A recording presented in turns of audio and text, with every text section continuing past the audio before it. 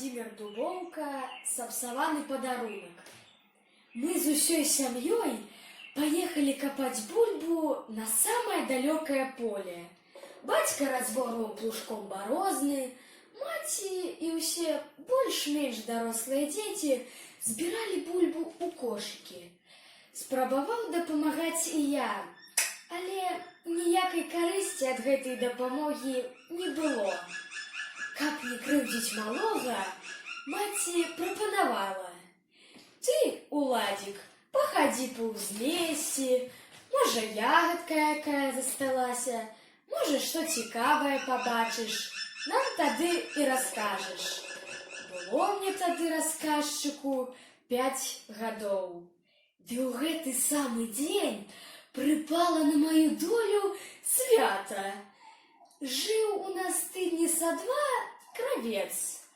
Каму шыў новае, каму латаў ці перашываў старое. А для мяне ён пашыў новае пальцечка. Ды якое! У ім былі 2 кішэні. Было яно зроблена адмыслова на мяне і для мяне. Раней я ўсё даношваў братнія каптальнікі. Мне здавалася, што нават сарокі, якія стракаталі на дрэвах, адна адной крычалі: «Гляньце, гляньце, што за ён!» Пад гэты строкат, як пад гукі урачыстага маршу, я пашпацараваў па ўзлессі. Цікавага было там багата. Адных чырвоных ды пазлацістых лістоў колькі, а раптам бачу грыб-казляк, за ім другі, там трэці. Спачатку я наважыўся аддаць усю матцы, потым затрымаўся.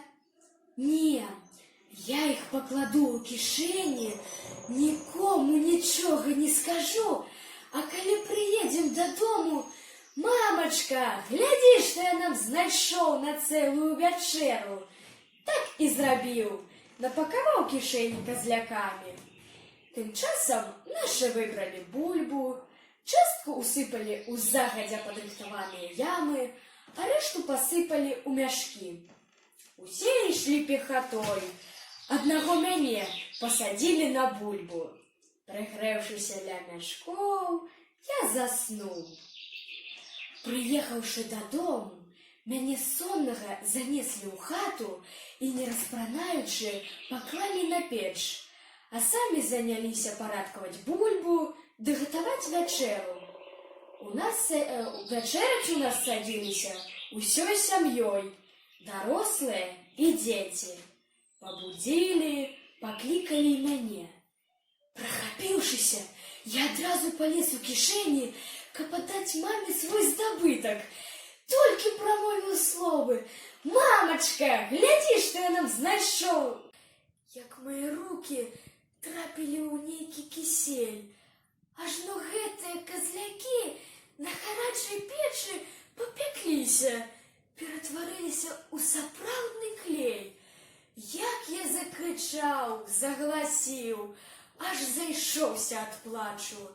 Бацькі напалохаліся. Я ўзняў рукі ўгору, а з іх цячэ нейкая брыда. Колькі часу прайшло, пакуль дабраліся толку. Тады ж пачалося другое гора. Забрудзіў новае пальцечка. Але мяне суцешылі тым, што сёння ж пальцечка вымыюць. Мне растлумачылі, яно стане яшчэ прыгажэйшае.